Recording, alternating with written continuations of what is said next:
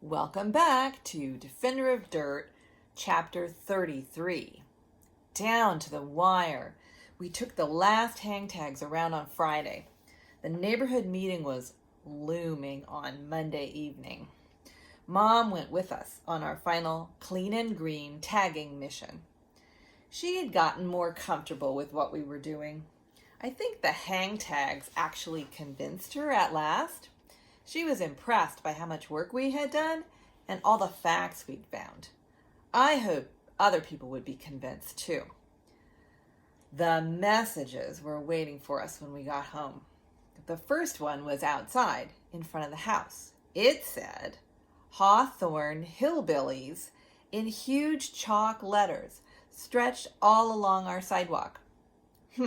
Mom said. Well, that's better than being a Hawthorne Hill hoity-toity like some people. I knew she was really on our team now. I'm getting the hose, Sam snarled. The jet setting ought to just wipe that out fast. Sam loves an excuse to blast something with the hose nozzle on jet setting. But Mom stopped him. Let's leave it there. Why should it bother us? She said, not waiting for an answer. Good question. I'm still thinking about that one. The other message was one that showed up on Dad's phone from Bill. Bill had found out there would be 15 minutes given to each side to present at the neighborhood meeting.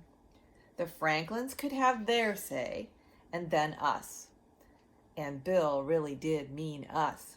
He was asking whether May, Molly, Sam, and I could talk about the gardens. He and Aunt Yuki would introduce us, but he was afraid if he made a speech, he might start ranting and turn people off. I basically stopped breathing at that part of the message. You've seen how hard it is for me to speak up. Giving a speech terrifies me.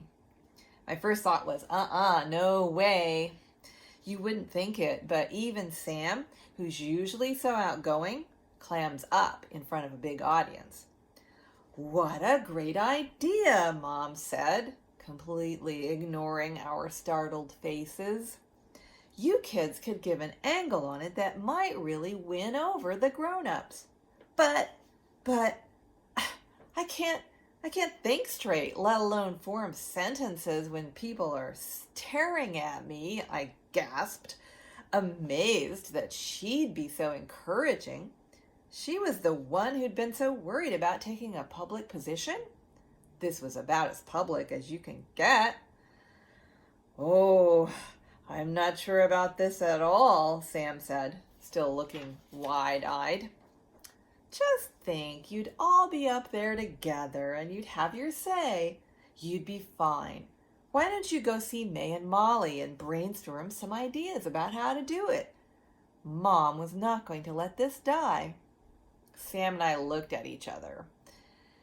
And it seems like there should be a sound effect for the next moment. It was like, da-da-da-da. I just knew we would do it. It was time to really take a stand.